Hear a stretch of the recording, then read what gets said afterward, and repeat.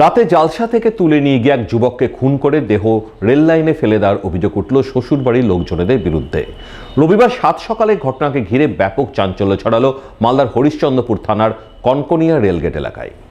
জানা গেছে, মৃত যুবকের নাম কাজিরুল ইসলাম, বয়স 25 বছর, বাড়ি হরিশ্চন্দ্রপুর থানার কাতলামারি গ্রামে। জানা গেছে, শনিবার রাতে কাজিরুল পাশের টেটিয়া গ্রামে জালসা শুনতে যায়, এরপর রাতে আর বাড়ি ফেরেনি।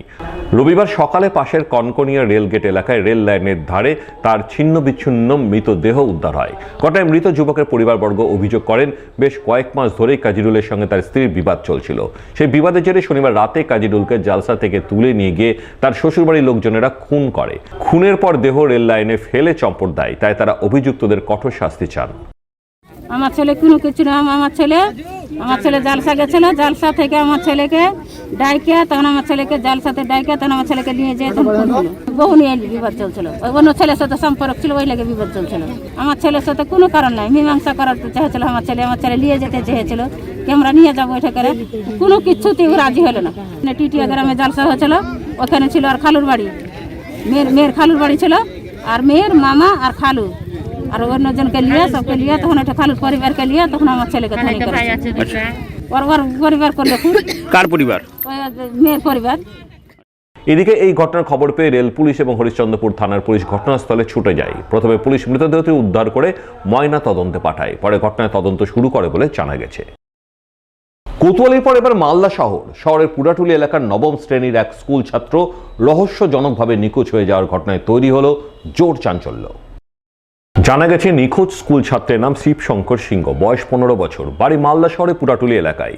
সে অক্রমণে করোনেশন ইনস্টিটিউশনে নবম শ্রেণীর ছাত্র। বাবার নাম সমিত সিংহ, পেশায় ক্ষুদ্র ব্যবসায়ী।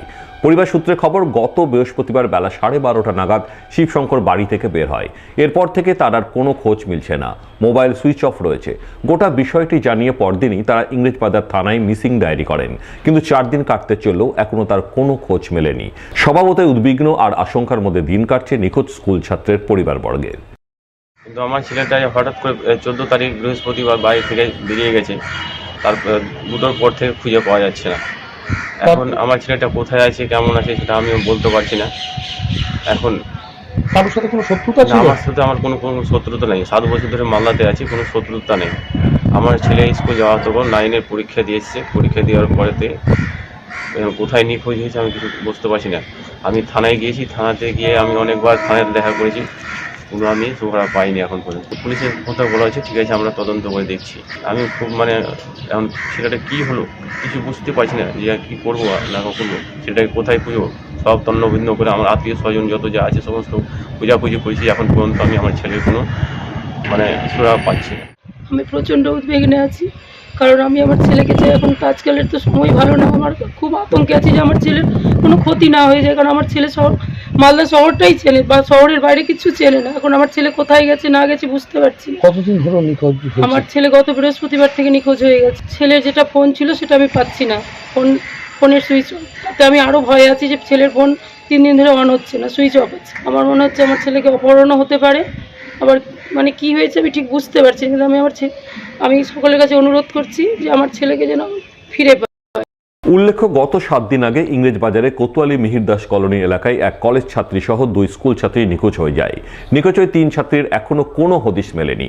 এর মধ্যে মালদা শহরে পুরাটুলি এলাকার এক স্কুল ছাত্রী নিখোঁজ হয়ে যাওয়ার ঘটনায় নতুন করে তৈরি হলো চাঞ্চল্য।